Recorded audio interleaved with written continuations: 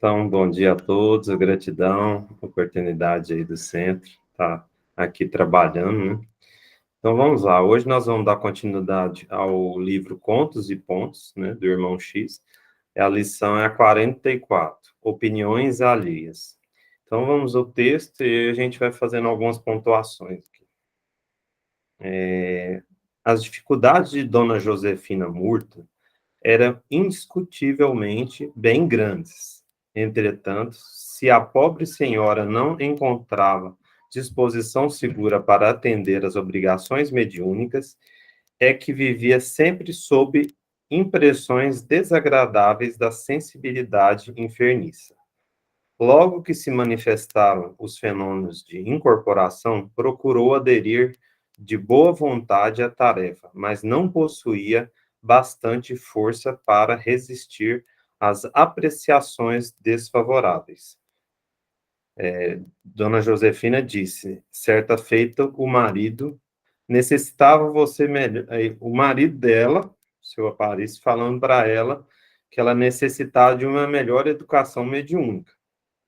E orientou, deve-se compreender que um médio sensato pode melhorar o próprio ambiente em qualquer reunião. A esposa ouvia, contrafeita, retrucava. Não sei como fazer, Aparício, nem tudo depende de nós. Isto não tornava o companheiro conselheiro, e disse ele falando, né? A educação corrige qualquer defeito. As manifestações turbulentas, por seu intermédio, constituem verdadeiros desastres.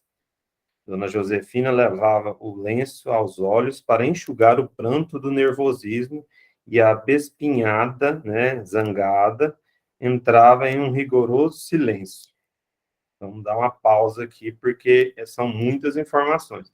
Então, aqui no começo, Humberto Campos traz uma situação de uma médium, Dona Josefina, e aí ela começou os trabalhos dela na mediunidade, né, com boa vontade, só que ela começou a receber algumas críticas, né? O Humberto Campos fala que impressões desagradáveis, né?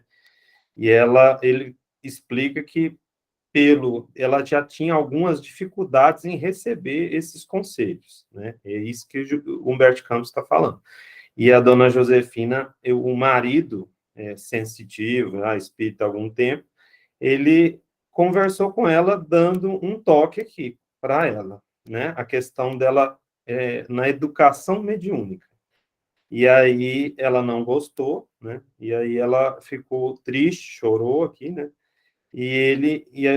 Só que ele não, o forma da gente falar é muito importante. Ele falou assim no finalzinho da fala dele, ele falou que as manifestações dela eram turbulentas, era um verdadeiro desastre. Então, assim, mesmo sendo espírita, a gente tem que tomar muito cuidado com o que a gente está, como é que é o nosso comentário, porque provavelmente esse finalzinho é o que fez ela ficar mais triste, né? Vamos voltar à nossa história, só para a gente situar aqui. Depois desse dia, voltou novamente à sessão semanal. O presidente da agremiação observou em tom confidencial. Ó, o presidente lá do Centro Espírita falando com Dona Josefina. Minha irmã, no instante da recepção de nossos amigos desencarnados, peço-lhes muita atenção. Não se entregue de maneira absoluta ao desequilíbrio dos nossos irmãos sofredores e perturbados. Controle-se quando lhe for possível. Como sabemos, o médium não deve permanecer em extrema passividade, ainda mesmo nos casos de sonambulismo puro. É imprescindível que o trabalhador sincero esteja vigilante. O tumulto nas sessões desorganiza o serviço espiritual. Espero-me revele estas observações e que me compadece o dever de avisá-la em particular. Dona Josefina, muito corada, né, avermelhada, pede pela advertência ouvida, agradece as palavras entrecortadas de pranto. Sentou-se, como de costume, na mesa de oração, sentindo-se envergonhada e ferida. No momento das atividades mediúnicas, porém, absteve-se. Ó, então, o que acontece? Vamos... O primeiro foi o esposo, depois o dirigente, o irmão dela de centro espírita, aconselhando ela.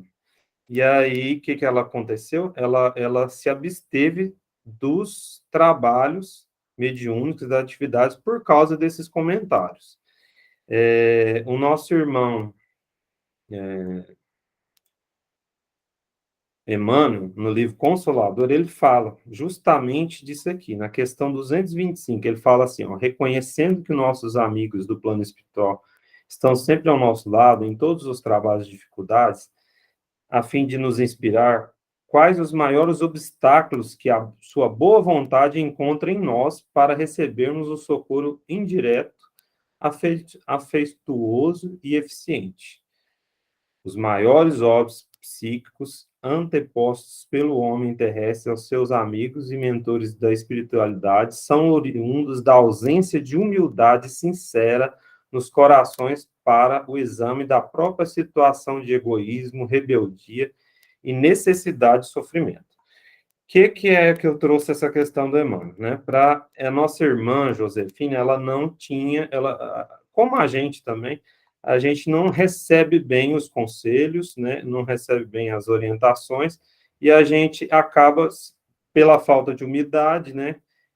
Assim, ele fala que ó, a própria situação de egoísmo, rebeldia, a gente faz igual a dona Josefina, a gente larga o centro espírita, a gente larga um trabalho que a gente tem na evangelização, a gente larga o trabalho mais simples que tem no centro, limpar a sala, organizar ali, porque um irmão chegou lá e falou assim, ó, o cantinho aqui do centro ficou sujo, né? Então, essas situações, a pessoa pela falta de umidade, ela acaba se abstendo do serviço, igualzinho a dona Josefina. Eu estou colocando a dona Josefina como uma situação de médium, mas todos nós somos médios, a gente sabe disso. E somos um grupo. Então, isso aqui acontece no grupo inteiro. Voltando para a situação lá da dona Josefina, né? Só trouxe o Emmanuel para a gente entender que faltou um pouquinho essa autocrítica da dona Josefina. O demônio do medo iniciara a ofensiva, a medianeira das entidades espirituais mobilizou-se a resistência que dispunha e permaneceu invulnerável. Terminou a reunião, respondeu às perguntas de Aparício, alegando que naquela noite não sentiu menor influenciação. Ó, nosso irmão faltando com a verdade com o esposo dela, falando que não sentiu menor influenciação. Se a gente sabe que o médico é um médium ostensivo, aquele que recebe, dificilmente não sente nada, não sente a presença dos espíritos. Os espíritos são levados na reunião justamente para tratamento. Vamos voltar aqui. Longe, no entanto, de estudar os deveres legítimos que lhe cabia à alma e sem qualquer propósito de desenvolver os valores da cultura e do sentimento, Dona Josefina deixava-se conduzir pela sensibilidade atormentada. Ó, vamos abrir uma aspas aqui para o Humberto de Campos contando a história. Então, o que acontece? A nossa irmã absteve do serviço. Se achou ruim as críticas e não queria dar passividade, né? Não queria trabalhar. O que acontece? A gente sabe muito bem disso. Quanto mais a pessoa afasta do centro espírita, mais ela entra nesse estado que o Humberto Campos falou aqui, ó, atormentada, né? A gente quanto o serviço no bem, ele reequilibra a gente, né? Aquelas eflúvios do centro espírita, ou do asilo, ou do serviço que eu faço no hospital, ele me conduz ao equilíbrio. E aí, como a nossa irmã carecia de estudo na área de mediunidade, ela não entendia isso, né? Vamos voltar para o nosso texto. Guardava consigo muitas noções singulares de amor próprio, ó, o egoísmo, e certamente na intimidade de rigorosos preceitos. Acima de tudo, agastavam profundamente quaisquer observações que partiam dos outros. Em razão do ocorrido, não mais se confiou ao trabalho de esclarecimento e consolações das entidades sofredoras. Continuando, porém, a frequentar o núcleo espiritista, não só porque o esposo ali recebia valiosas contribuições à saúde, como também porque seus orientadores invisíveis insistiam pela sua adaptação à tarefa.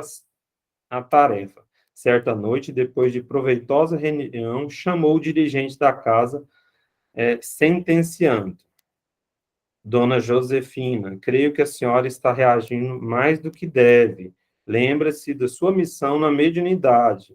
Em tal serviço, o instrumento não pode entregar-se de todo aos espíritos imperfeitos que nos visitam, mas também não deve negar ao trabalho, negar-se ao trabalho, mantendo-se em extrema atitude de reação, de curso à sua tarefa, não se discute receber, recorde, sobretudo, que o nosso tempo é muito curto na Terra. Olha, isso aqui é importantíssimo para o nosso entendimento da história. Aqui, o dirigente, o irmão, vamos colocar assim, porque é melhor que todos na casa espírita têm a mesma função, todos nós somos irmãos, temos, por mais simples que pareça a função lá dentro, todo mundo é o mesmo nível, não tem diferença ali, todos nós somos espíritos imperfeitos. E aí o dirigente estava lembrando dela da missão da mediunidade, né, que o instrumento, né, se a pessoa que recebe a missão de mediunidade, provavelmente, na maior parte das vezes, tem muitos débitos, e aí ele quer saldar muitos débitos, trabalhando bem, justamente com esses espíritos mais sofredores, né? Então, se ela negasse o trabalho, ela ia ter situações em próximas encarnações com muito mais dificuldade, né? E aí ele lembrou a ela que tanto que o tempo na Terra é curto, né? O tempo na Terra é curto. Então, o que acontece? A gente tem que, no Consolador, eu usei quase tudo no Consolador, mas no Livro dos Médiuns também tem. Na questão 392, fala que pode contar um médio pode contar um médio de maneira absoluta com seus guias espirituais dispensando os estudos, né? Aqui vai falar que o médio tem a obrigação de estudar muito, observar intensamente e trabalhar em todos os instantes para sua própria iluminação. Somente desse modo poderá se habilitar ao desempenho da tarefa que foi confiada, cooperando eficazmente com os espíritos sinceros e devotados ao bem e à verdade. Então, a importância do estudo, o que acontece? Não é só para a mediunidade, né? A gente sabe disso, que aqui o que acontece? Para ela desempenhar essa função, ela teria, quanto mais ela estudasse, quanto mais boa vontade ela não negasse o trabalho, mais ela ia angariar isso aqui, os espíritos bons, né, sinceros e devotados ao bem e à verdade, ia estar acompanhando mais ela e dando mais força, né, para ela nessa missão. E no mesmo livro, Emmanuel fala assim, na questão 387, qual a maior necessidade de um médium? A primeira necessidade de um médium é evangelizar-se a si mesmo antes de entregar a grande tarefa doutrinária, pois de outro modo poderá esbarrar sempre com o fantasma do personalismo em detrimento à sua missão. Então, o que acontece? O médium achar, ou o trabalhador espírita, achar que ele é um Deus, que ele tem capacidades especiais e que ele está acima dos outros e não pode receber nenhum tipo de conselho ou orientação, né? O que a gente tem que fazer? Né? Parar só um pouquinho aqui para a gente continuar o texto. A gente tem que ter o bom senso. A gente sabe pelo Espiritismo, Kardec era o bom senso encarnado. Muitas especialistas, estudiosos falam isso. A gente tem que pegar o conselho, a crítica, ou o que for que a gente recebeu, e fazer o seguinte: a gente tem que analisar, né? Analisar e saber, para a gente saber se tem algum fundamento, se é doutrinário, se é conforme o Cristo orientava, né? Então, se for passar por esses pentes, né, pelas essas peneiras, a gente, se é útil, a gente tem que, vou colocar aqui, baixar a bola e aceitar aquilo ali e tentar se melhorar. Na questão 919 do Livro dos Espíritos, Santo Agostinho fazia isso, interpelava a consciência, e eu recomendo todos sempre estar relendo essa questão, para a gente fazer sempre estar fazendo essa autocrítica, né? Conhecemos nós mesmos para poder estar evoluindo. Vamos voltar lá para o texto, porque esse texto tem muitas informações. É difícil até usar outras obras, porque o Humberto Campos ele já está completa aqui a história dele. Mas vamos lá. Interpelada agradeceu, na reunião imediata, retomou os afazeres mediúnicos. Então, ela estava afastada por um certo melindre, não aceitava a opinião do próximo, com a conversa fraterna do irmão, né, que relembrou ela da missão da mediunidade, da tarefa na Terra, o tempo curto da encarnação, ela voltou ao trabalho, né? Procurou desenvolver sobre si próprio o controle possível. Comunicou-se através dela, na primeira noite do retorno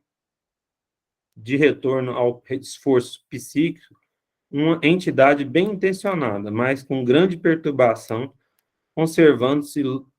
conversando-se longamente.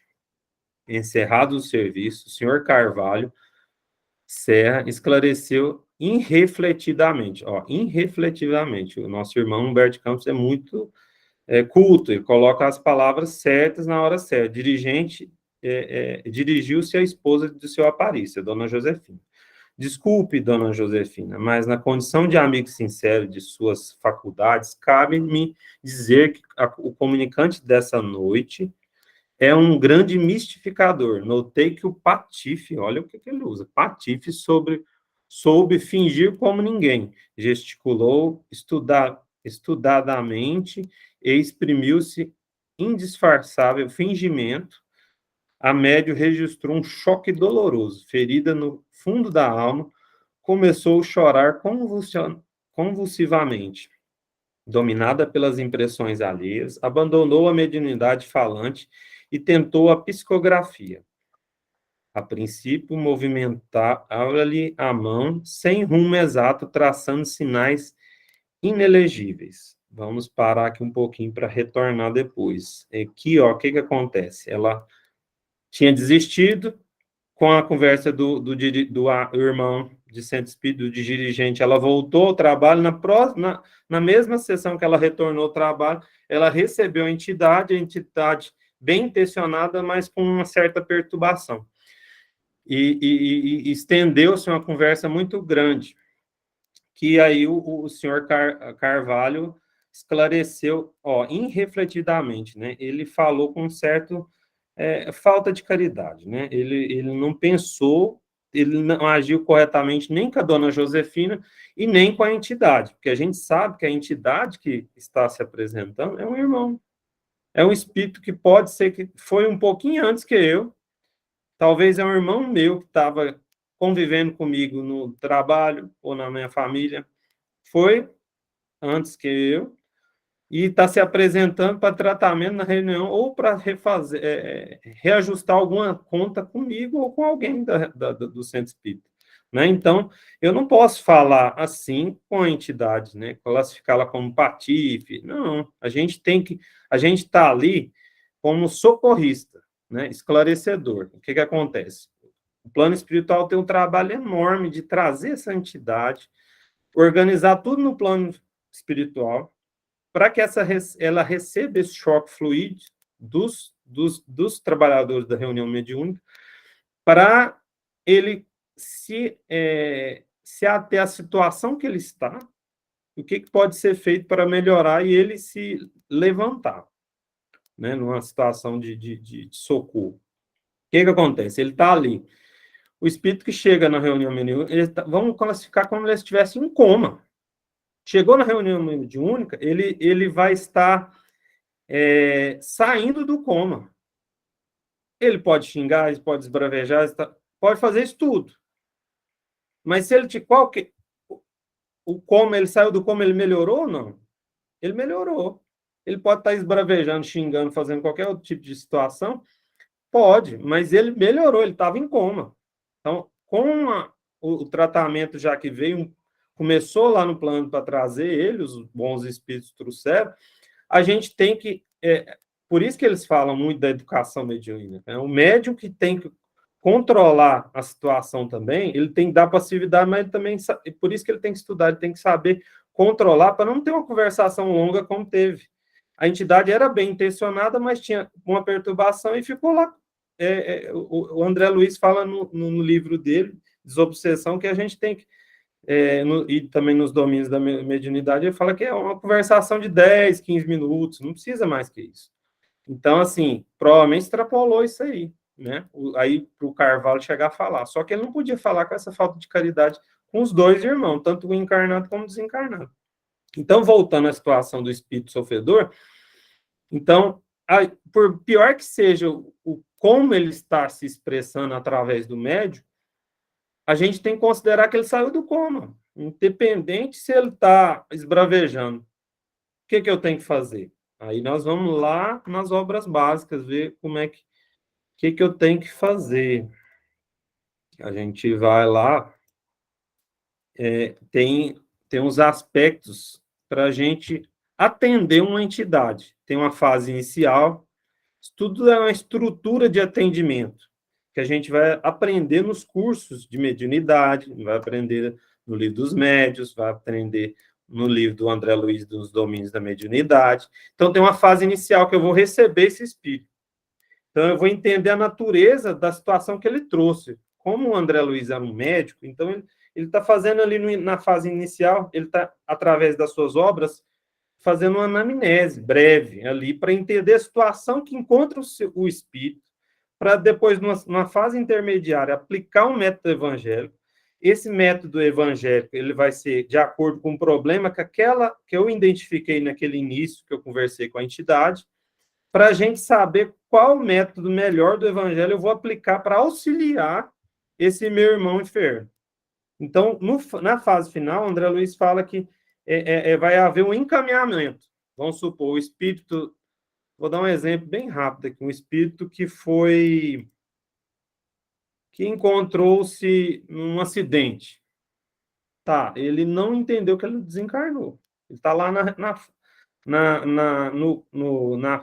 na cena do acidente. Então, a fase final, que é o encaminhamento, eu identifiquei o acidente, depois eu identifiquei o método evangélico melhor para a situação. Não é eu ficar gravando certos trechos do evangelho e falar a mesma coisa na reunião mediúnica, todas as reuniões mediúnicas. Por isso que é importante minha educação moral, a minha educação mediúnica, o meu conhecimento do evangelho. Aí eu vou identificar o que eu vou falar para esse irmão, meu irmão, com um jeito mais amoroso de Jesus, qual que é a situação lá no evangelho que pode me auxiliar. Ele foi acidentado, ele não entendeu que ele desencarnou, aí eu vou falar algumas coisas, vamos citar aí uma parte aí de Nicodemos, alguma coisa assim que Jesus falou da reencarnação, né? Para explicar para ele. Essa fase final que eu identifiquei a situação na anamnese, né, que seria a fase de saber como é que está a natureza do atendimento que eu vou fazer. Eu passei para o método evangélico, apliquei aquilo ali. Ele assimilou ou não, independente, eu vou encaminhar ele para o plano, retornar ele para o plano espiritual para ser atendido. Então, lá, eu vou falar assim, ele está desesperado e tudo, você fala assim, o socorro já chegou, o socorro está aqui do seu lado. Sua mãe e tal, a gente vai ter intuição na hora de conduzir a situação. Estenda a mão, eles estão pegando na sua mão, a maca chegou, e aí termina a conclusão do atendimento. É mais ou menos que funciona as reuniões. Vamos voltar para o nosso estudo, porque é extenso. Vamos lá. Então, aí a dona Josefina não gostou do jeito que o senhor Carvalho falou, e a gente viu que ele usou de falta de caridade, aí vamos voltar na situação. Eu já passei como é que teve, se eles mostrou a falta de estudo tanto da dona Josefina como do senhor Carvalho, do núcleo inteiro espírita, que não entendeu essas fases que eu falei, né? O atendimento do irmão numa reunião mediúnica, né? Vamos voltar lá. O orientador do núcleo, na 10ª noite de experimentação, voltando aqui, a nossa irmã desanimou, né, depois dessa comunicação, que teve a crítica do dirigente, e ela tentou a psicografia. Não deu certo a psicografia. Na 10ª reunião, 10ª noite de experimentação, a Dona Josefina, o irmão falou com ela de novo, o orientador do núcleo. Admito que a senhora deve fazer o possível para auxiliar a entidade que nos visita. Reparei que há 10 semanas, precisamente, a senhora apenas recebe garratujas. Garratujas é rabiscos.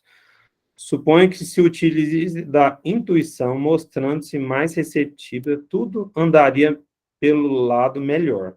A esposa de Aparício orou. Ó, o que aconteceu? Vamos parar de novo. O orientador tornou a chamar a atenção dela que ela saiu da psicofonia, né, que ela recebia as entidades e expressava ali, através dela, o diálogo, né, e passou para a psicografia. Na psicografia, ela só fazia rabisco.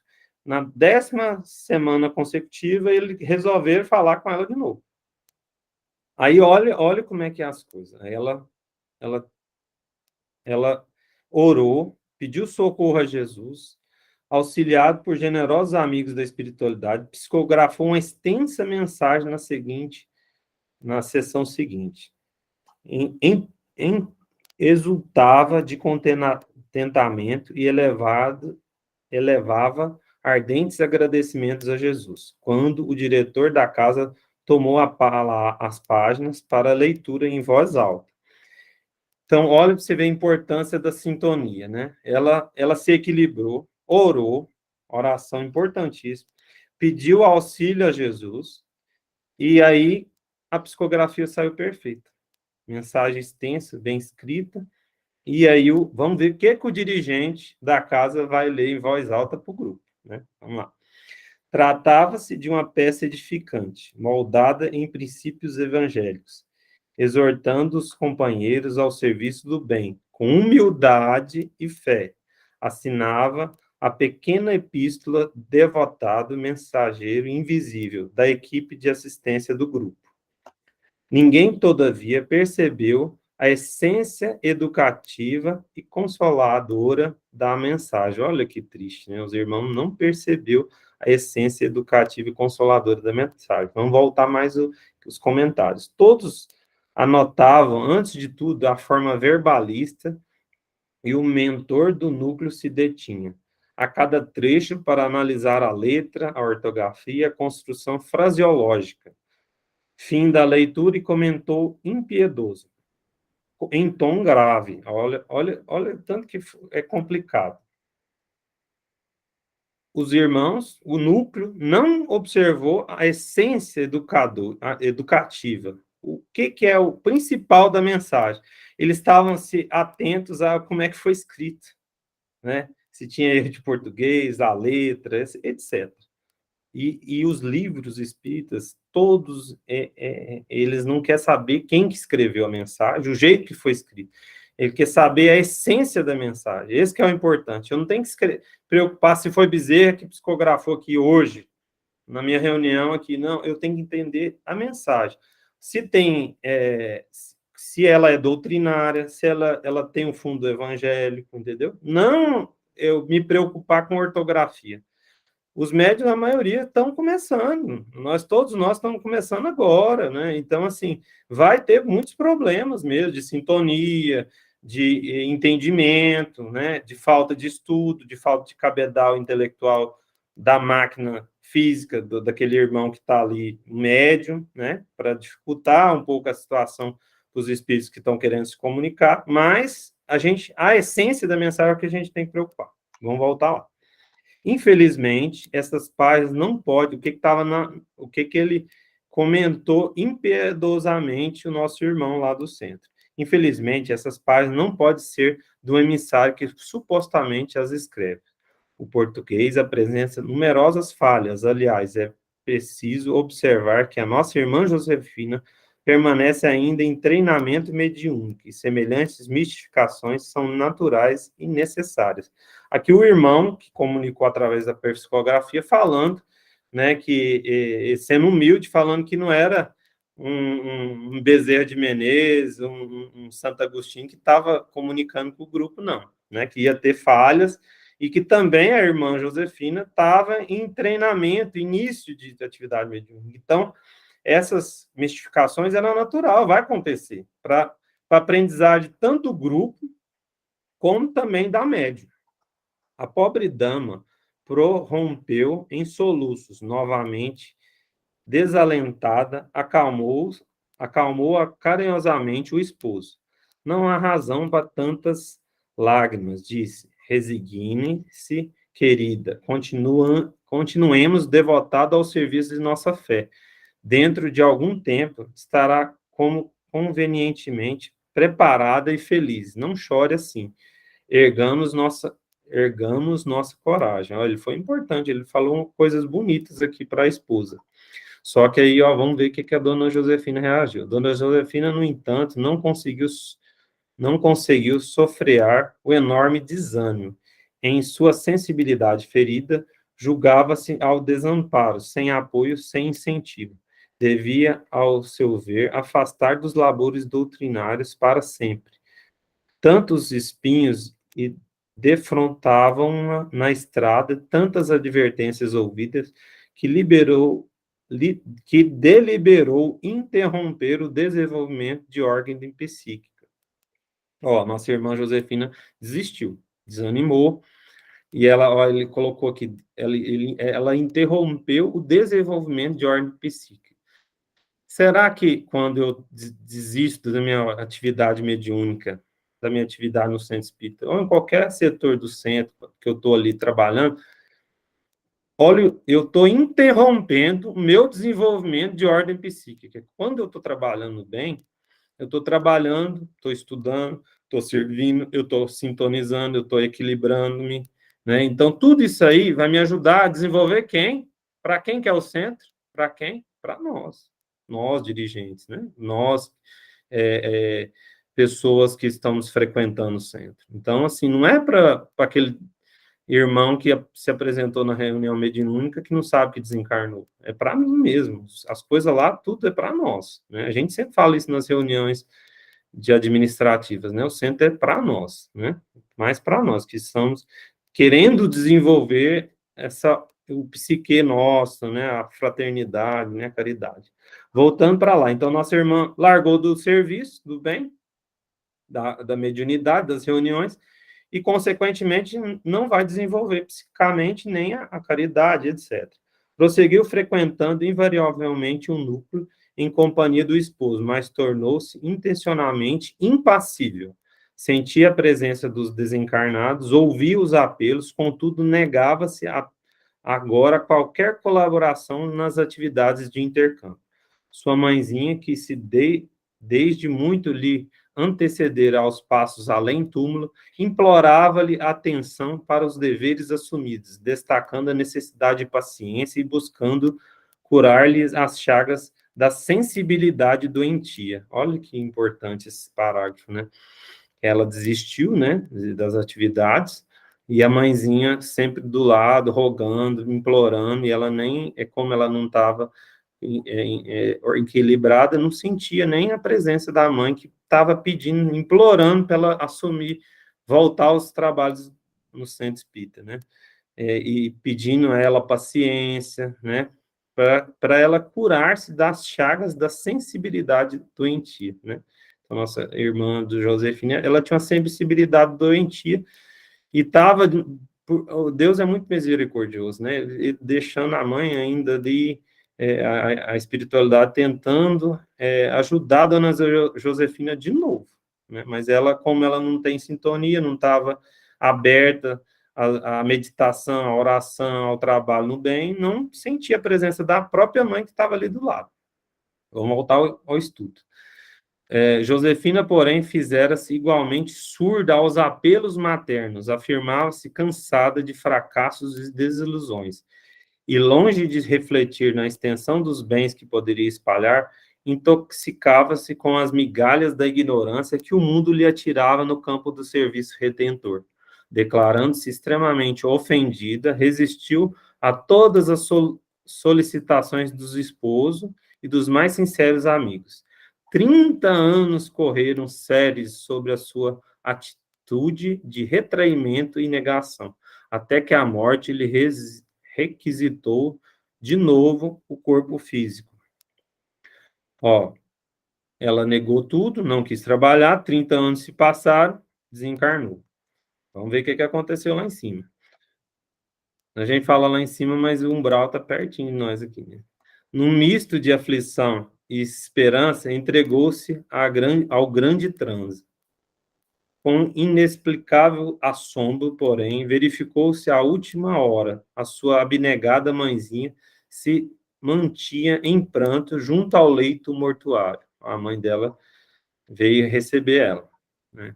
Preocupada e receosa, desligou-se do veículo carnal com dificuldade inexprimível. Exaustada, abraçou-lhe a genitora, exclamando-lhe por fim: minha mãe, por que choras? Não é que não é a morte a vida eterna? Não estaremos juntas para sempre? A dona Josefina falando para a mãe dela depois do desencarne. Ao total desconhecimento da vida no plano espiritual da nossa irmã Josefina. Ela nem sabia, ela pensava que morreu, acabou, a vida é eterna. Ela não entende que a gente vai reencarnar de novo, dependendo das situações. Se é para mim evoluir, eu vou reencarnar quanto mais vezes for preciso. Quanto mais rebelde, o tamanho da minha rebeldia, maiores os números de reencarnações voltando ao corpo físico. Então, quanto mais eu for seguir uma linha reta, trabalhando bem e tentando evoluir as duas áreas, que é do conhecimento e do amor, eu vou estar voltando, reencarnando. E ela achando que ela ia vir para a vida eterna. O total desconhecimento dela, tanto da parte moral como da parte doutrinária. Ó, não estaremos juntas para sempre? Ah, minha filha, redarguiu a benfeitora lacrimosa, venho acariciar-te no limiar da nova vida. Entretanto, não te retirarás ainda do mundo. Ó, não vai sair do mundo. Não cumpriste a tarefa junto à família espiritual que o Senhor te confiou. Que dizes? Perguntou Josefina, aterrada. Reporte-me ao teu grupo doutrinário, querida filha. O mestre não nos reúne uns aos outros casualmente. Em cada situação da vida há um dever mais alto que é necessário cumprir. E agora terá duplicada a luta pela ausência do corpo terrestre. Mas minha mãe, tornou a desencarnada, não cumpri meus deveres de esposa, não me dediquei ao marido até o fim. A prestimosa mensageira fixou um gesto triste e acentuou: em semelhante setor de aperfeiçoamento, és obreira plenamente aprovada. No entanto, esquecestes das tuas obrigações de irmã, porque, em verdade, não viestes ao mundo para embaraçares nas opiniões alheias, e assim para realizar a vontade do Senhor em ti mesmo no serviço aos semelhantes. Olha que bonito. Então, ela estava tão equivocada que ela pensou, ela falando das atividades na família dela, na família corporal. E a mãe dela falando da família espiritual, que ela não cumpriu os deveres com a família espiritual. A gente tem vários, a gente vai reencarnar, estamos lá no plano físico, no plano espiritual. Eu vou reencarnar, vou vir para a Terra. Então, eu tenho objetivos a cumprir no meu planejamento reencarnatório de vários setores, tanto junto com minha família carnal, como do grupo de trabalho, como grupo religioso, qualquer sessão religiosa que eu tiver, se eu for católico, evangélico, espírita. Então, aqui ela está explicando justamente isso. Agora terá duplicada a luta pela ausência do corpo terrestre. Então, o que acontece? Ela não cumpriu com a missão dela junto com o grupo doutrinário dos irmãos dela de ideal, né, evangélico, ela ia duplicar o serviço dela. Por quê? Porque ela ia ter que recomeçar, e a gente sabe, quando a gente é tão duro quando a gente repete de ano, né? Então, vai ver tudo de novo, vai passar tudo de novo, sendo que eu estava lá, perdi 30, 40 anos na atual encarnação, por causa que eu não aceitei uma crítica. Então, sempre a gente tem que passar pelo bom senso, né?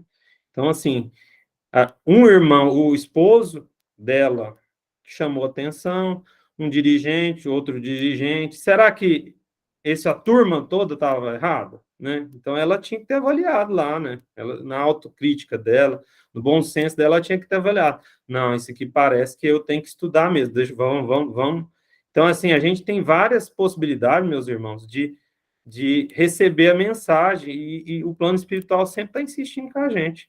A gente tem que abrir a nossa sintonia com eles para entender as mensagens. Vem direto. Você vê, a mãe dela não enxergava a mãe dela desesperada, porque ela negou as atividades, ficou 30 anos parada, e a mãe dela sempre ali do lado, tentando ver se ela refazia, voltava para o centro espírita para trabalhar. Sabia que a missão dela ia ser muito mais difícil em outra encarnação, né? Ela ia estar repetindo de ano, né? A gente usa como se fosse a escola.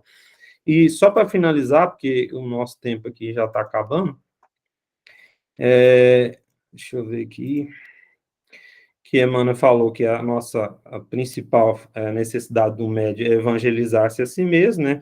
A gente sabe que a doutrina espírita nos convida a estudar sempre, né? Porque o estudo é o que vai fazer a gente evoluir junto com o evangelho. E Jesus, lá no capítulo 7, no item 2 do Evangelho, falava, né? Bem-aventurados os pobres de espírito, né? E a gente tem que ser humilde, né? Pobres de espírito, aqui Jesus falava da humildade, né? Que a gente tem que entender que os conhecimentos são muito grandes, ainda que a gente não sabe nada. A gente tem que estar sempre buscando conhecimento, né? E que mais? Vamos lá. No Livro dos Médiuns também fala que a gente sempre tem que estar mantendo o estudo sério e contínuo, é o mais importante, para justamente a gente estar sempre nessa conexão e equilibrado, né? Mais um pouquinho para frente, a gente, quanto mais preparado a equipe,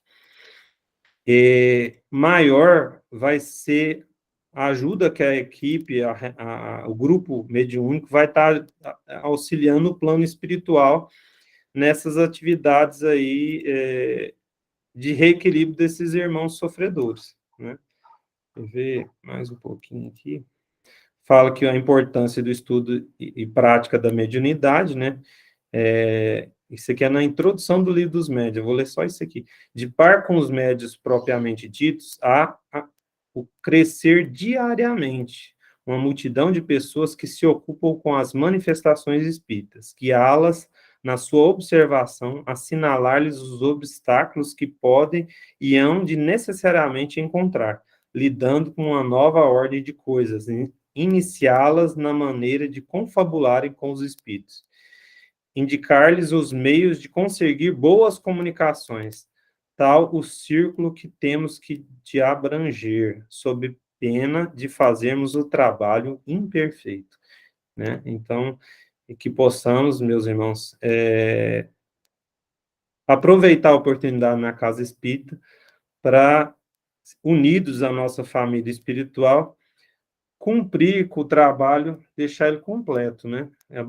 Usar esse manancial de conhecimentos que tem nas obras básicas e nas outras obras, para a gente estar justamente desenvolvendo a nossa intuição, né? E ampliando o campo o espectro de ajuda que a gente pode estar auxiliando Deus e Jesus na regeneração do nosso planeta. Era isso, meus irmãos, desculpe aí o tempo, estendendo muito, mas o Humberto Campos é perfeito, ele traz muita coisa, mas um pouquinho eu trouxe dos outros. Gratidão, João, gratidão a todos, obrigado pela